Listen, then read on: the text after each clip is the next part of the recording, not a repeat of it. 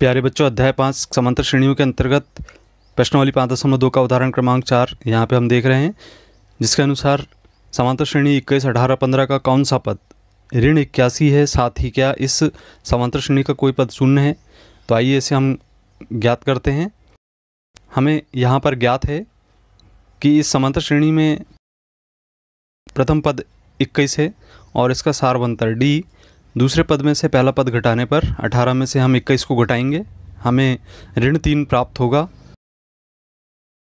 तथा A N का मान यहाँ पर ऋण 81 है और हमें एन का मान ज्ञात करना है। अब चूंकि हम जानते हैं कि ए एन बराबर a plus n minus 1 into d होता है, यहाँ पे हम मान रखेंगे ए एन का ऋण 81, ए का मान हम रखेंगे 21 और धन एन ऋण 1, डी का मान हम ऋण 3 रखेंगे।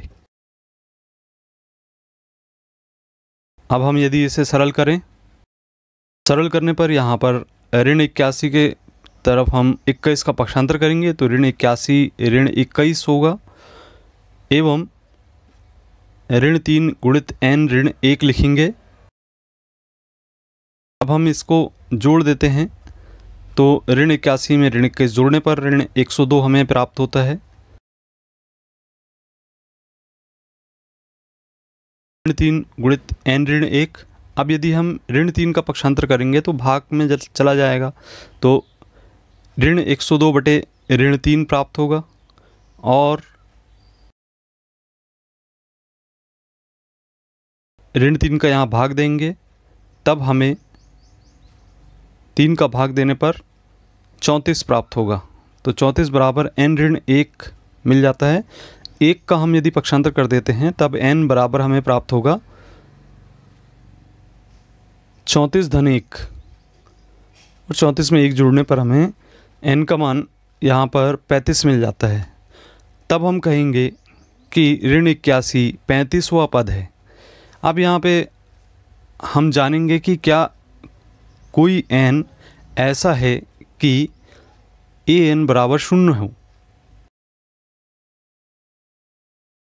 इसके लिए हम पुनः जो हमारे पास सूत्र है ए एन बराबर a plus n minus 1 into d, इसमें हम मान रखते हैं ए एन का, तो 21 धन एन ऋण 1 गुणित ऋण 3 बराबर 0 लिखेंगे।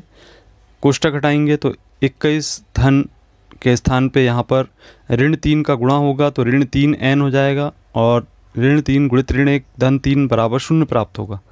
3 और 21 को जोड़ेंगे तो 24 प्राप्त होगा और फिर हम 3 एन का पक्षांतर करेंगे तो बराबर ऋण 3 एन का धन 3 एन प्राप्त हो जाएगा।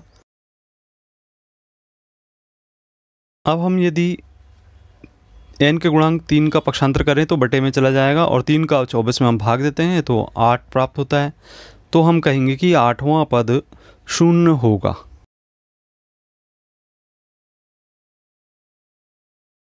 तो इस प्रकार से हम ज्ञात कर लेंगे कि क्या कोई पद 0 है, तो वह 8वां पद होगा।